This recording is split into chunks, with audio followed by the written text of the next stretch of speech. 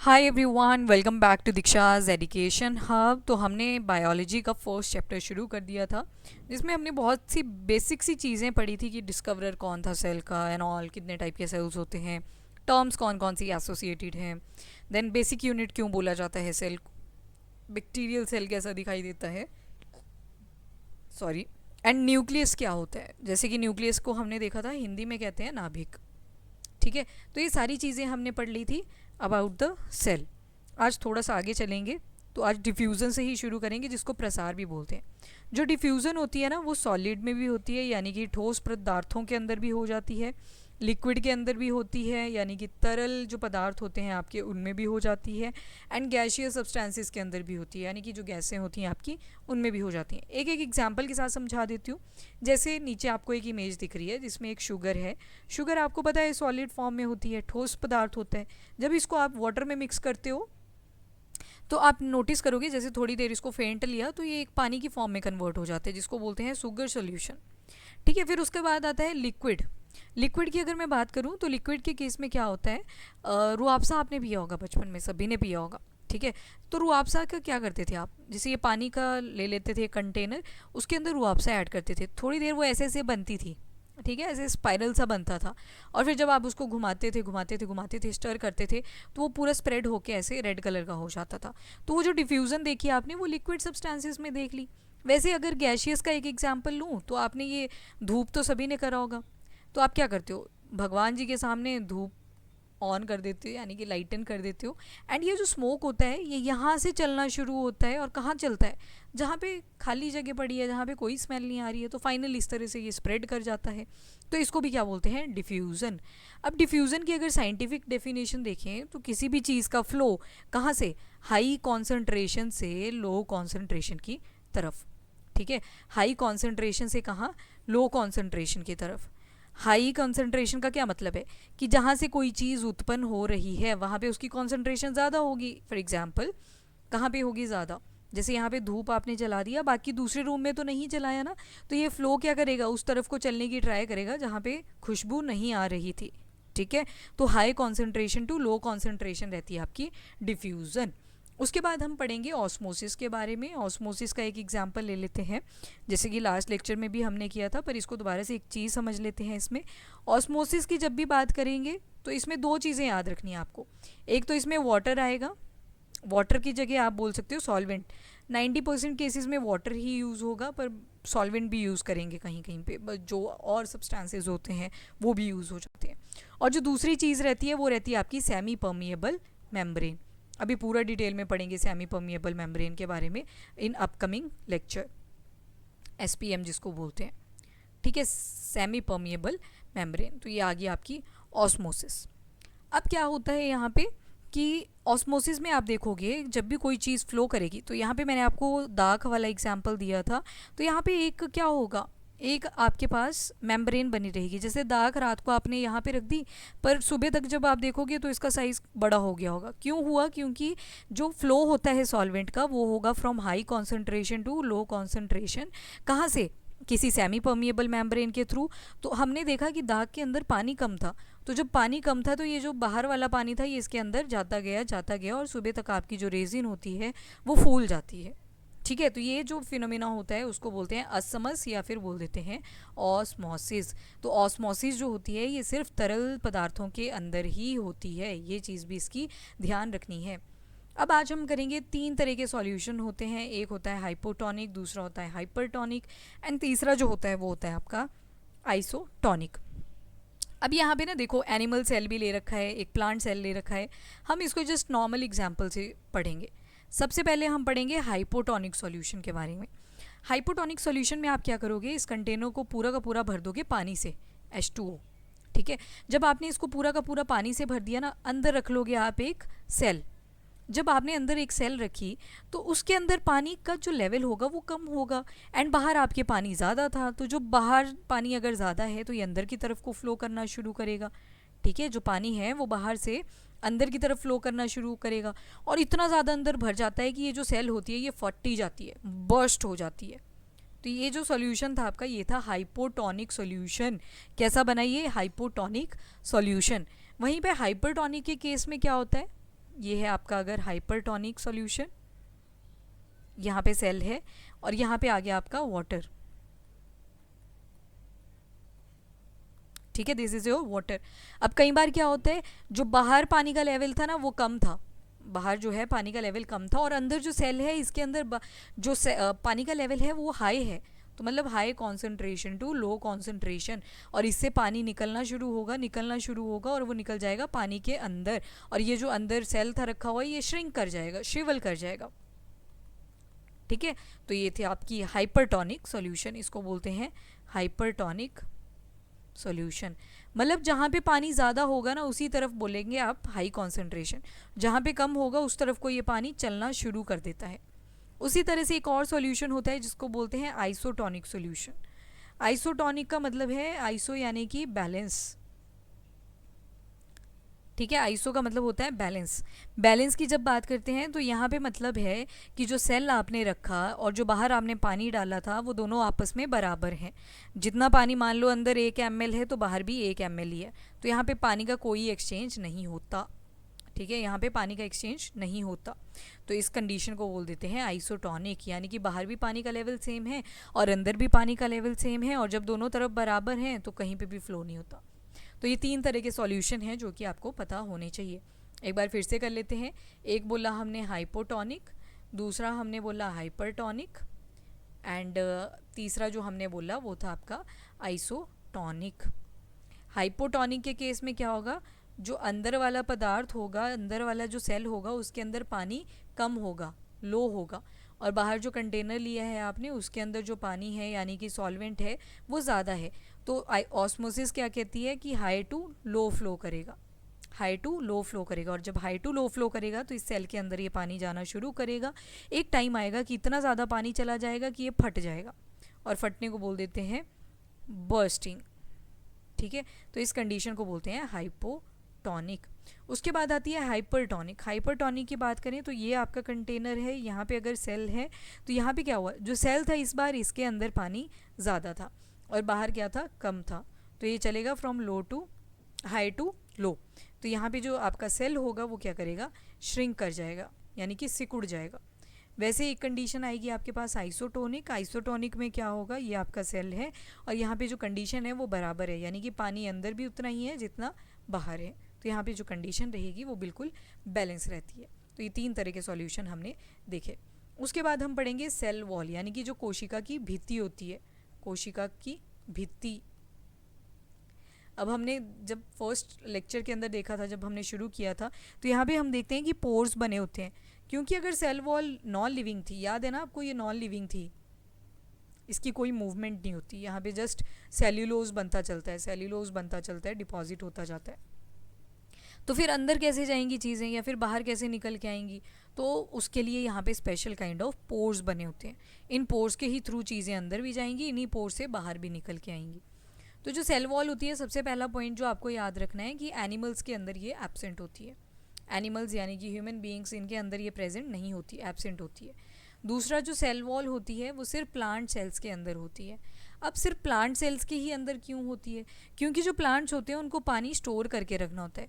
Human beings जो होते हैं वो तो बार बार अपना पानी का गिलास उठाएंगे, पी लेंगे जब भी प्यास लगेगी, पर प्लांट्स क्या करते हैं, स्टोर कर लेते हैं। जब बारिश हो रही है तो एक्सेस ऑफ वाटर स्टोर कर लेंगे, और जब एक्सेस ऑफ वाटर स्टोर कर लेंगे तो इनको बाहर से एक आउटर टाइट कवरिंग चाहिए होती है।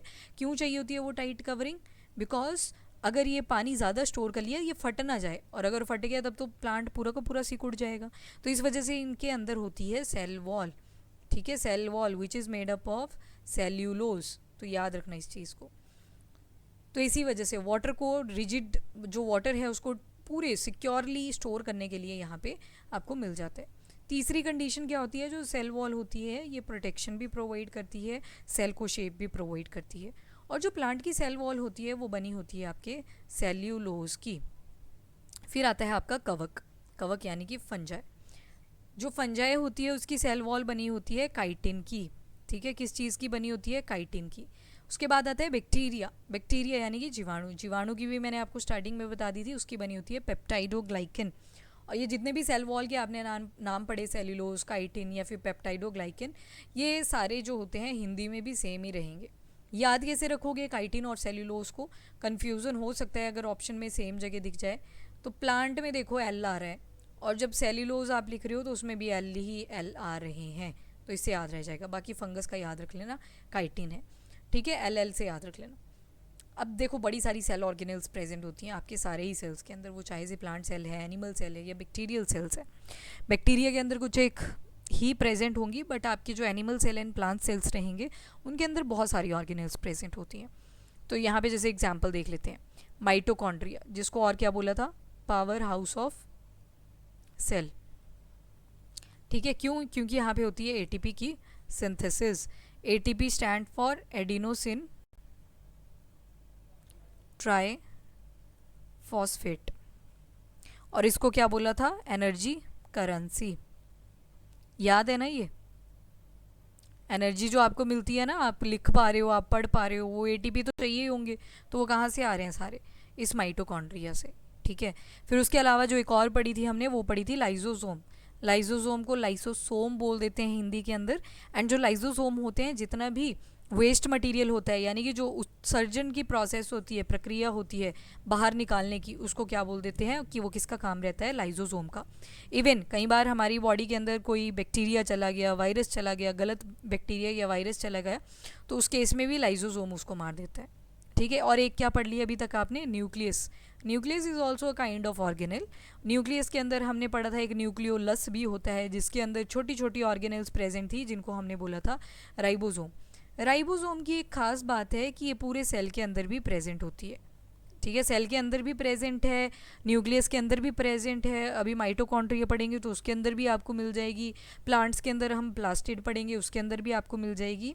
तो ये एक ऐसा अंगक है राइबोसोम, जो दूसरे अंगक के अंदर भी प्रेजेंट होता है, दूसरे ऑर्गेनल्स के अंदर भी प्रेजेंट होता है। तो ये चीज़ भी आप याद रख सकते हो। उसके बाद सेल ऑर्गेनल्स के फंक्शन क्या क्या हैं, तो बहुत सारे फंक्शन हैं। जैसे कि मैंने आपको बताया था, इसको बेसिक यूनिट बोलते हैं। कोशिका को हम बेसिक यूनिट क्यों बोला था, क्योंकि जैसी बॉडी में प्रोसेसेस चल रही हैं, वही सारी प्रोसेसेस कहाँ पे चल रही हैं, सेल के अंदर भी चल रही हैं। कैसे चलेंगी, तो देखो ह्यूमन बॉडी के अंदर क्या क्या देखा था हमने, पाचन प्रक्रिया देखी थी, डाइजेशन देखी थी, ठीक है, पाचन। दूसरा हमने देखा था रेस्पिरेशन। रेस्पिरेशन जो थी, ये आपकी श्वासन जो चल रही है वो आ जाएगी। देन देखा था हमने एक्सक्रीशन। एक्सक्रीशन के केस में हम देखते हैं उत्सर्जन, जिसको हमने बोला था, ठीक है। तो ये सारी प्रोसेसेस कहाँ पे चल रही हैं, आपके सेल के अंदर चल रही हैं।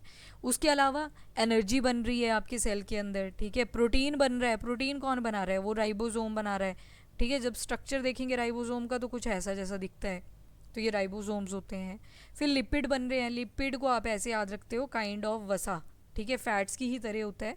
कहाँ पे पढ़ा था पहले लिपिड? लिपिड आपने देखा था सेल मेम्ब्रेन के ऊपर, जो ऐसे भूत की तरह स्ट्रक्चर थे ना, दैट वाज सेल मेम्ब्रेन का स्ट्रक्चर। तो ये भी क्या थे, लिपिड थे। तो मतलब जो सेल मेम्ब्रेन होती है उसको स्ट्रॉन्ग बनाए रखने के लिए अंदर ही लिपिड्स की फॉर्मेशन भी चल रही है। बहुत सारे सेल प्रोडक्ट्स को सिक्रीट किया जाता है, जैसे कि हार्मोन आ जाएंगे, एंजाइम्स आ जाएंगे, they are so many things. उसके बाद आता है आपका माइटोकॉन्ड्रिया। माइटोकॉन्ड्रिया तो ये सेम ही रहेगा आपके अगेन हिंदी एंड इंग्लिश में। पावर हाउस ऑफ सेल बोलते हैं इसको, या फिर किचन ऑफ सेल भी बोल देते हैं इसको इन केस ऑफ एनिमल्स, ठीक है। वैसे तो किचन ऑफ सेल क्लोरोप्लास्ट आएगा प्लांट्स के केस में, पर ह्यूमन बींग्स में बोल देते हैं। चलो इसको छोड़ो, फिर कन्फ्यूज़न ना हो जाए। वैसे किचन की जो ऑथेंटिक जो टर्म दी गई है, ये किसको दी गई है, ये दी गई है क्लोरोप्लास्ट को। क्लोरोप्लास्ट कहाँ पे होता है, तो ये सिर्फ प्लांट्स के केस में होता है, ठीक है। तो पहले तो माइटोकॉन्ड्रिया को डिस्कवर किसने किया, वो किया था एल्टमैन ने। शेप्स इसकी डिफरेंट डिफरेंट टाइप की होती है। कई बार आपको सिलेंड्रिकल सा मिल जाएगा इस तरह से, ठीक है। कई बार प्रॉपर रॉड शेप का मिलेगा, और कई बार आपको स्फेरिकल सा मिल जाएगा। तो जो शेप है वो बेलन आकार, छड़ के आकार का, या फिर गोला आकार कैसा भी मिल सकता है। कई बार आपको चप्पल की तरह मिल जाएगा। देखो ये जो चप्पलें होती हैं ना आपकी, उसकी तरह दिख रहा होगा आपको। इसकी जो खास बात है वो ये है कि इसकी मेम्ब्रेन जो होती है वो डबल होती है। जो मेम्ब्रेन है वो दो होती हैं, एक बाहर वाली झिल्ली होती है और एक अंदर वाली झिल्ली होती है। यानी कि आउटर मेम्ब्रेन भी होती है और देन इनर मेम्ब्रेन भी होती है, इसको बोलते हैं झिल्ली, ठीक है। तो इसके अंदर दो मेम्ब्रेन्स होती हैं। अब जेल की तरह मैट्रिक्स होता है, जिसमें होते हैं राइबोसोम, और साथ में डीएनए भी प्रेजेंट है। तो मतलब न्यूक्लियस में तो पड़ा ही था डीएनए, पर आपके माइटोकॉन्ड्रिया के अंदर भी डीएनए प्रेजेंट होता है।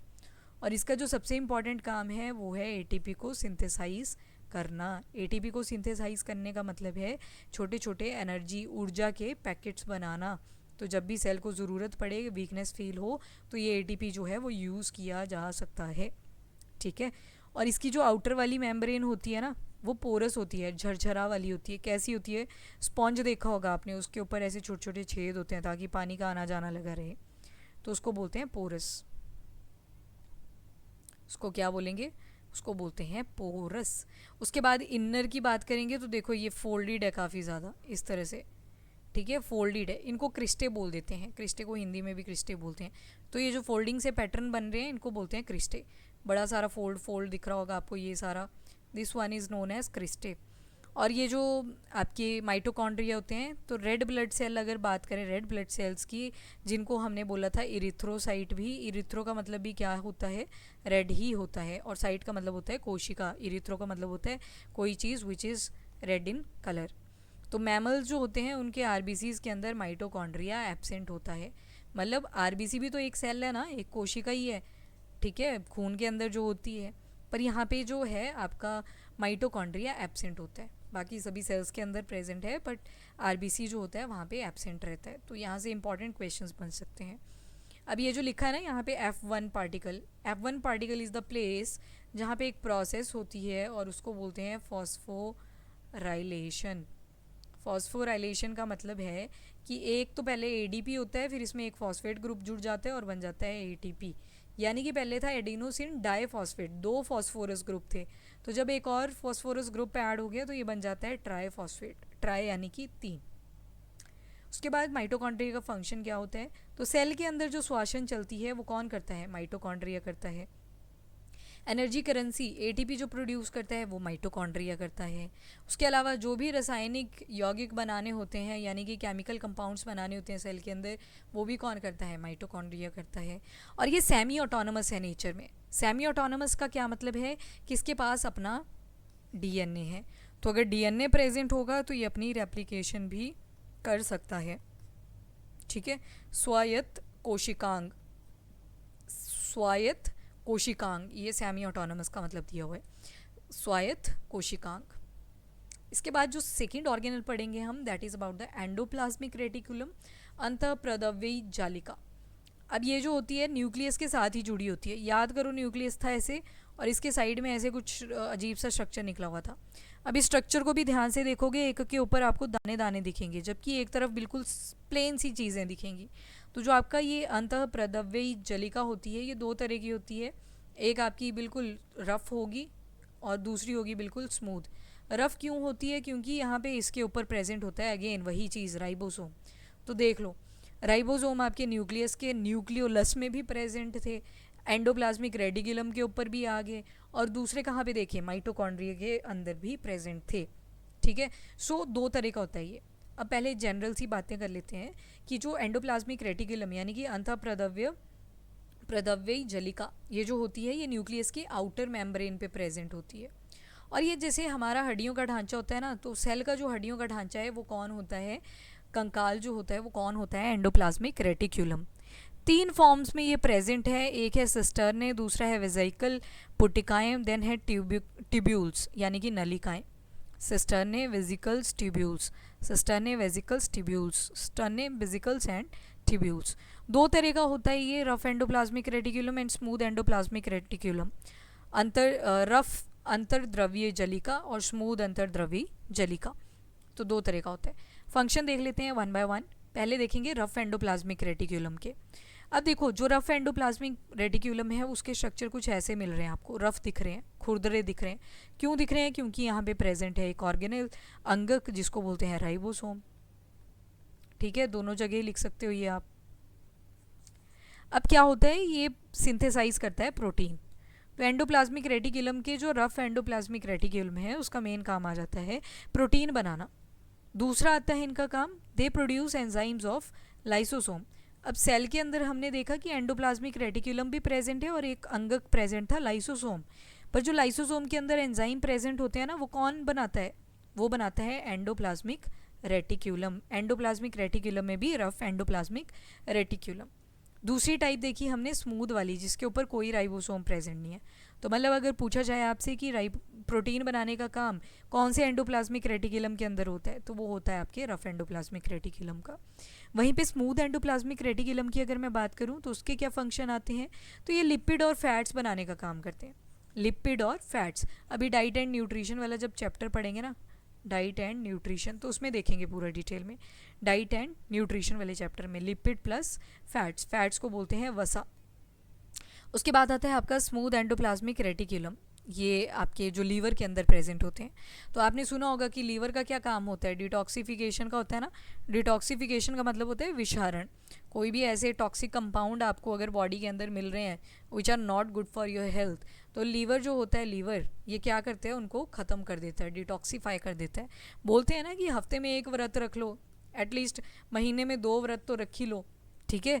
क्यों बोलते हैं, ताकि लीवर जो है वो अपना काम ठीक से कर पाए, और जो आपके अंदर जो भी टॉक्सिन बने हुए हैं जिसकी वजह से फिर पिंपल निकल के आते हैं, तो उन टॉक्सिन्स को ख़त्म कर देता है लीवर।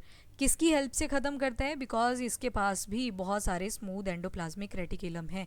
जो हमने पढ़ा था ना कि लीवर के सेल्स को बोलते हैं हिपेटोसाइट, यकृत कोशिकाएं जिनको हमने बोला था। तो ये जो हिपेटोसाइट्स होती हैं, इनके अंदर क्या है, बहुत सारे स्मूथ एंडोप्लाज्मिक रेटिक्यूलम हैं जो कि डिटॉक्सिफिकेशन में हेल्प कर रहे हैं। फिर आता है ये और भी बहुत सारे कंपाउंड्स बनाता है जिनको अभी आप सिर्फ याद रखोगे, जैसे कि आ जाता है आपका फॉस्फोलिपिड आ गया, ग्लाइकोलिपिड्स आ गए, देन कोलेस्ट्रॉल आ जाएगा, ठीक है। ये सारी चीज़ें बनाती हैं प्लाज्मा मेम्ब्रेन को, जो आपकी झिल्ली थी उसको बनाते हैं। मेम्ब्रेन बायोजेनेसिस, बायोजेनेसिस का मतलब होता है जीव जनन। जेनेसिस कहीं पे भी शब्द आ जाए इसका मतलब होता है जनन। जनन का मतलब होता है कोई चीज़ बन रही है, किसी चीज़ की फॉर्मेशन हो रही है, तो उसको बोल देते हैं बायोजेनेसिस। उसके बाद जो अगली ऑर्गेनल आएगी आपकी वो है राइबोसोम। बड़ी सारी ऐसी अंगक हमने पढ़े, ऑर्गेनल ऐसे पढ़े जिनके अंदर ये प्रेजेंट थी। एग्जाम्पल, ये न्यूक्लियस के अंदर जो हमने न्यूक्लियोलस पढ़ा था उसके अंदर भी प्रेजेंट थी। हमने माइटोकॉन्ड्रिया के अंदर भी देख लिया। इवन एंडोप्लाज्मिक रेटिक्यूलम के अंदर तो इतनी ज़्यादा थी कि एक अलग ही टाइप बन गई, रफ एंडोप्लाज्मिक रेटिक्यूलम। तो जो राइबोसोम थी ये किसने डिस्कवर करी थी, तो ये पैलेड ने करी थी।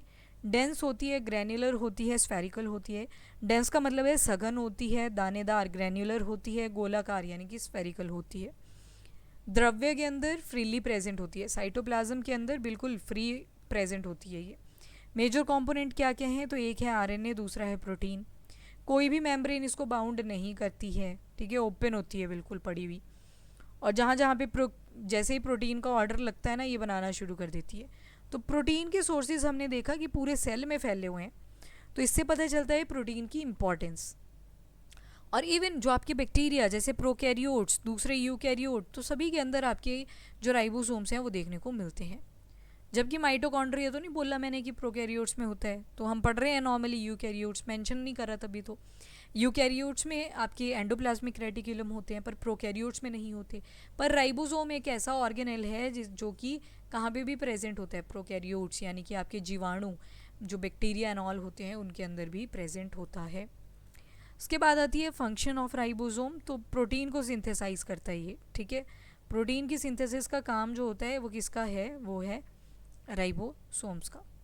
उसके बाद नेक्स्ट आती है आपकी ऑर्गेनेल जो कि है गोल्जाई अपरेटस। गोल्जाई अपरेटस जो होता है ना, इसका काम एक ट्रक की तरह, जो भी चीज़ें एंडोप्लाज्मिक रेटिक्यूलम ने बनाई वो कैरी कौन करता है, वो करता है गोल्जी अपरेटस। कैरी करने के अलावा स्टोर भी कौन करता है, गोल्जी अपरेटस। पैकिंग करने का काम भी कौन करता है, गोल्जी अपरेटस। तो ये सारे काम किसके हैं, वो हैं गोल्जी अपरेटस के। ये भी मेम्ब्रेन बाउंडेड है। फ्लूइड फिल्ड वेजिकल्स इसमें प्रेजेंट हैं, ये वाले, जो कि बाद में कुछ सिक्रेटरी वेजिकल में कन्वर्ट हो जाते हैं और कुछ वैक्यूल बनाते हैं, रिक्तिकाएँ बना देते हैं। वो वैक्यूल देखा ना भी सेल वॉल के केस में, तो वैसे चीज़ें बना देते हैं जिसमें वाटर वगैरह स्टोर होता रहता है। फ्लैटेंड सिस्टर्ने होते हैं, मतलब ये तो स्ट्रक्चर बताया हुआ है। और ये कहाँ से बना है गोल्जाई अपरेटस, तो वो जो स्मूथ एंडोप्लाज्मिक रेटिक्यूलम था ना उसी का बना हुआ है ये, ठीक है। तो पूछ लिया जाए कि गोल्जी अपरेटस किस पार्ट का बना होता है, तो it is made up from smooth endoplasmic reticulum. Function क्या क्या है, तो स्टोर करने का, प्रोसेस करने का, पैक करने का ऑफ सेवरल सेल्यूलर सिक्रीशंस को। इसके बाद ये वैक्यूल बनाता है, सिक्रेटरी वेजिकल्स बना देता है, सेल वॉल की सिंथेसिस में भी हेल्प करता है। कैसे करता है, क्योंकि जो भी वो प्रोटीन बनी थी या फिर लिपिड बना था वो एंडोप्लाज्मिक रेटिकुलम ने तो बना दिया था, पर उसको कैरी करके कौन लेके गया, वो लेके गया गोल्जी एपरेटस, और वहाँ पे लगा दिया सेल मेम्ब्रेन में कि अच्छा कहाँ पे इंजरी हुई है, कहाँ पे लगेगा नया लिपिड, कहाँ पे लगेगी नई प्रोटीन। तो वो सारा काम किसका रहता है, वो रहता है आपके गोल्जी एपरेटस का। उसके बाद आता है लाइसोसोम। लाइसोसोम को क्या बोलते हैं, साइड बैग्स भी बोलते हैं। इसको डी डुवे ने डिस्कवर किया था। सैक लाइक स्ट्रक्चर है ये। Small vesicle contain strong hydrolytic enzyme. अब पता है क्या होता है, कई बार ना सेल के अंदर बड़े सारे बैक्टीरिया आ गए या फिर वायरस आ गया, तो इनको मारने के लिए लाइसोसोम के पास हाइड्रोलिटिक एंजाइम्स होते हैं। हाइड्रोलिटिक को दो शब्दों में तोड़ लो।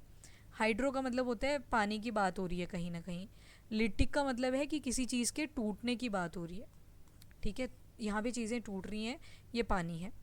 तो अब क्या होता है, ये एक्ट लाइक अ एटम बॉम्ब। ठीक है, ये एटम बॉम्ब की तरह एक्ट करता है। तो जितना भी अंदर मटेरियल आता है जो नहीं चाहिए सेल को, उसको ये ख़त्म कर देता है। कई बार तो सिचुएशन ऐसी हो जाती है कि इससे ख़त्म नहीं हो रही होती चीज़ें, और जब ख़त्म नहीं होती हैं इससे चीज़ें तो ये फट ही जाता है और पूरे सेल को ही ख़त्म कर देता है। इवन जब सेल होती है, आपकी कोशिका होती है, उसकी एज जो है वो पूरी हो चुकी है, मतलब इतना ही लाइफ लाइन है। जैसे पूरे ह्यूमन बीइंग की बात करें तो ज़्यादा से ज़्यादा 70 से ज़्यादा 80 साल तक जी लेता है। पर यहाँ पे क्या होता है, कई बार क्या हो जाता है कि जो सेल होता है वो बुढ़ा हो जाता है, उसकी जगह पे नए सेल आने होते हैं। तो ये देखता है कि नहीं हो रहा अब सेल से काम, और जो न्यूक्लियस है वो भी ईगो पे बात लेके बैठा है, कमांड दिए जा रहा है, पर ना तो माइटोकॉन्ड्री अपना काम कर पा रहा है, ना तो मैं काम कर पा रहा हूँ, ना राइबोसोम काम कर पा रहा है, कोई नहीं कर पा रहा। तो हम सिर्फ बोझ बन के रह गए हैं। तो उस केस में क्या करता है, लाइसोसोम फुलाता है खुद को और फट जाता है, और जो हाइड्रोलिटिक एंजाइम थे वो पूरे सेल में फैल जाते हैं और वो सेल मर जाता है, डेथ हो जाती है उसकी। ठीक है, तो एक्ट लाइक अ एटम बॉम्ब, तो इसी वजह से बोलते हैं इसको। जो आरबीसीज होते हैं, रेड ब्लड सेल्स होती हैं, उनके पास कोई लाइसोसोम नहीं होता। स्प्लीन आपने सुना होगा, एक ऑर्गन होता है, तो स्प्लीन के पास चले जाते हैं आरबीसी खुद ही 120 दिन के बाद कि हमारी उम्र हो चुकी है और हम जा रहे हैं स्प्लीन के पास। इसी वजह से स्प्लीन को बोला जाता है ग्रेवयार्ड ऑफ आरबीसी, यानी कि कब्रिस्तान बोला जाता है रेड ब्लड सेल्स का। इसके बाद फंक्शंस क्या क्या होते हैं, तो एक तो डाइजेस्टिव सिस्टम की तरह एक्ट कर रहा है। ठीक है, डाइजेस्टिव बैग बोल सकते हो आप। जो भी फॉरेन मटेरियल इसके अंदर आ रहा है उसको ख़त्म कर दे रहा है। सेल को बैक्टीरियल इन्फेक्शन से बचा के रख रहा है। स्क्वेंजर की तरह एक्ट कर रहा है। स्क्वेंजर क्या होते हैं, जैसे आपने ईगल वगैरह को लिखते थे बचपन में कि ईगल जो होती है it act like a scavenger of the nature, क्योंकि जो भी कंकाल वगैरह पड़े होते हैं उनका जो भी फ्लैश रह गया होता है रिमेनिंग, वो सारा कौन खा लेता है, वो खा लेते हैं ईगल्स। तो उसी तरह से लाइसोसोम भी क्या करता है, सेल की सफाई भी करता रहता है, और जब सेल ही गंद डालने लग जाए तो उसको भी ख़त्म कर देता है। तो ये सारे फंक्शन थे लाइसोसोम के। कई बार एक टर्म आ जाती है पोरस, यानी कि प्रोटोप्लाज्म। तो इसमें दो चीज़ें आती हैं, एक आता है आपका साइटोप्लाज्म और दूसरा आ जाता है आपका न्यूक्लियस। ये दोनों मिलके क्या बना देते हैं, प्रोटोप्लाज्म। तो यहाँ पे सिर्फ दो चीज़ें हैं, साइटोप्लाज्म और न्यूक्लियस, इन दोनों को जोड़ लोगे तो वो बन जाता है प्रोटोप्लाज्म। साइटोप्लाज्म में तो 80% वाटर ही होता है और ये कलरलेस होता है। साइटोप्लाज्म और न्यूक्लियोप्लाज्म जब आपस में जुड़ते हैं तो they lead to the formation of protoplasm. Nucleoplasm कहाँ होता है, न्यूक्लियस के अंदर प्रेजेंट होता है। जो द्रव्य, जो लिक्विड अंदर प्रेजेंट है न्यूक्लियस के, उसी को बोल देते हैं न्यूक्लियोप्लाज्म। इसके बाद साइटोप्लाज्म के अंदर न्यूक्लियस प्रेजेंट होता है। अब साइटोप्लाज्म की अगर बात करें, साइटोप्लाज्म क्या होता है वो भी देख ही लेते हैं यहाँ पे। तो साइटोप्लाज्म की जब बातचीत करोगे आप तो उसको बोलते हैं द्रव्य। देखो, अज्यूम करो आप मार्केट गए, मार्केट से आपने बड़ी सारी सब्जियां लाई, और जब आपने सब्जियां लाई ना तो आप उसको लिफाफे में डालते चलते हो। ऐसे थोड़ी होता कि सेब यहाँ पे लटके हैं, आम यहाँ पे लटके हैं, ठीक है, ऐसा कुछ नहीं होता ना, सारे नीचे ही गिरते हैं आके। जैसे आप डालते चलोगे बैग्स वैसे ही पड़े होते हैं, इवन कुछ चीज़ें मूव भी करती रहती हैं आगे पीछे। तो अगर साइटोप्लाज्म ना होता सेल के अंदर, द्रव्य ना होता सेल के अंदर, तो ये जो ऑर्गेनेल थे ये तो सारे नीचे बैठे होते हैं ऐसे सेल के ग्रेविटी के इन्फ्लुएंस में। तो उसी वजह से हमें जेल लाइक मटेरियल मिल रखा है यहाँ पे सेल के अंदर, जिसके ऊपर ये ऑर्गेनेल्स प्रेजेंट होते हैं। तो यही काम है साइटोप्लाज्म का, मतलब एक तरह से सेल को स्टेबिलिटी प्रोवाइड करके रखी है साइटोप्लाज्म ने। ठीक है, तो ये रीज़न है। उसके बाद हम देखेंगे प्लास्टिड। पहली बात तो ये है कि ये सिर्फ प्लांट्स में प्रेजेंट है, ठीक है, ये सिर्फ आपके जो वनस्पति है उसके अंदर प्रेजेंट है, एनिमल्स के अंदर में प्लास्टिड नहीं होते। तो इससे काम आप अज्यूम कर सकते हो, आपको पता है जितने भी ये वनस्पति होती है, प्लांट्स होते हैं, ये सारे क्या करते हैं, अपना खाना खुद बनाते हैं, जिसको बोलते हैं ऑटोट्रॉफिक। किस प्रोसेस से बनाते हैं, फोटोसिंथेसिस। याद है ना, कल पढ़ी भी थी ये, फोटोसिंथेसिस की हेल्प से। अब पहले प्लास्टिड के बारे में देख लो थोड़ी बहुत चीज़ें। ये भी सेमी ऑटोनमस है क्योंकि इसके पास अपना डीएनए है। तो अभी तक आपने 2 ऑर्गेनेल्स पढ़ लिए जिनके पास अपना डीएनए है। न्यूक्लियस में भी था, माइटोकॉन्ड्रिया में भी था, अब कौन आ गया, प्लास्टिड भी आ गया, ठीक है। उसके बाद राइबोसोम भी प्रेजेंट होते हैं इसके अंदर। सेल्फ रेप्लिकेटिंग है, जहाँ पे भी डीएनए प्रेजेंट होता है वो सेल्फ रेप्लिकेटिंग ही होता है। डीएनए ऐसे खुलता रहता है और फिर दूसरी तरफ बाइंड अप होता रहता है, तो रेप्लिकेट करता रहता है कॉन्टीन्यूसली।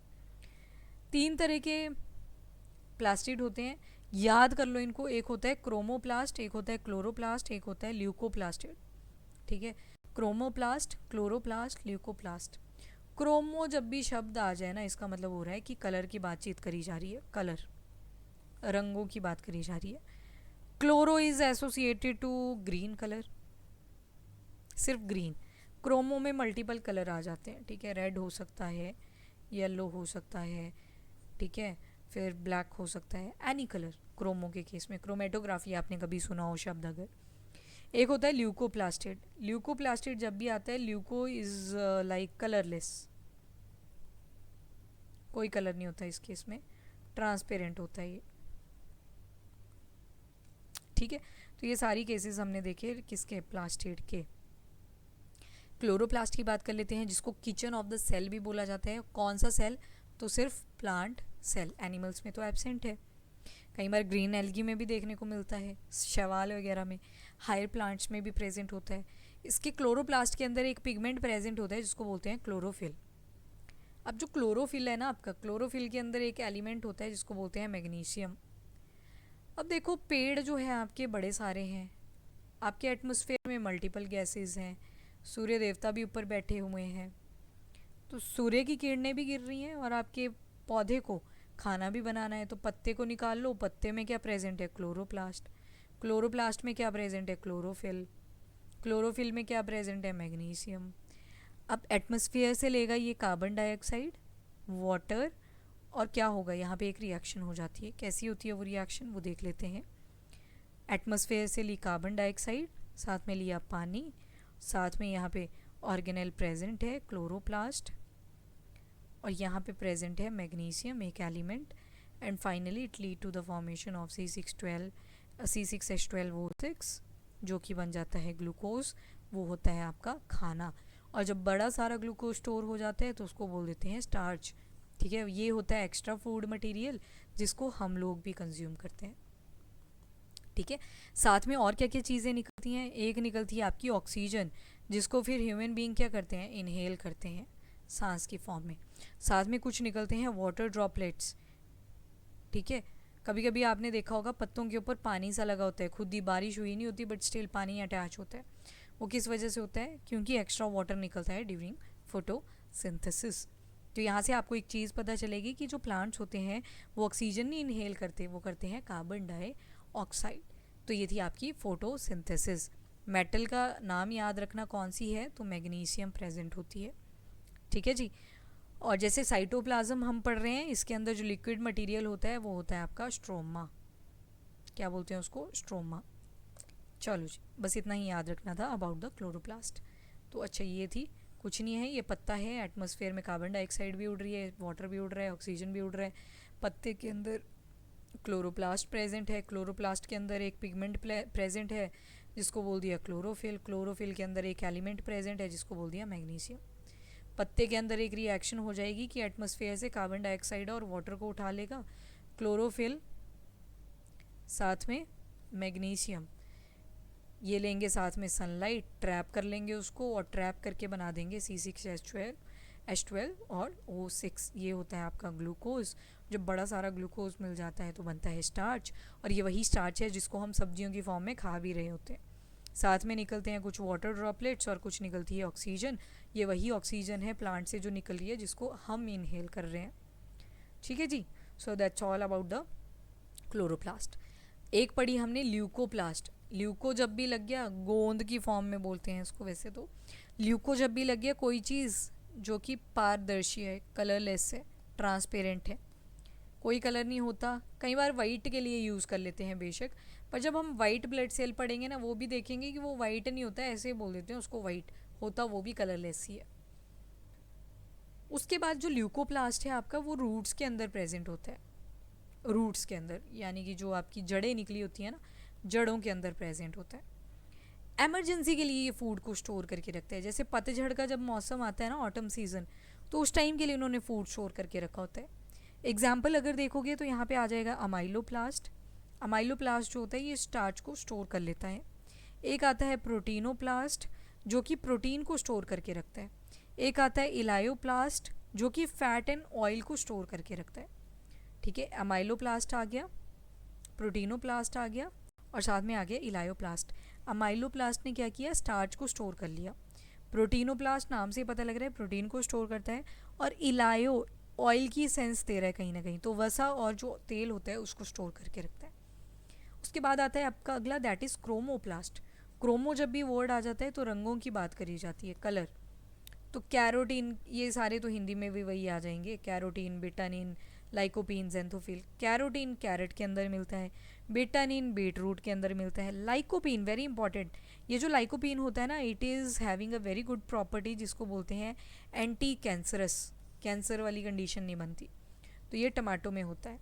एक होता है जेंथोफिल जो कि किसी भी वेजिटेबल को क्या कलर प्रोवाइड करता है, या किसी भी जो फ्रूट को येलो कलर प्रोवाइड करता है, वो होते हैं आपके जेंथोफिल। ठीक है, जेंथोफिल। इसके बाद पढ़ेंगे क्रोमोसोम के बारे में, पर ये बहुत डिटेल्ड है, इसको पढ़ेंगे नेक्स्ट लेक्चर के अंदर। अभी के लिए इतना ही। If you like the video, do like and share as well as subscribe the channel. Till then keep watching, keep studying. Thank you everyone, have a nice day.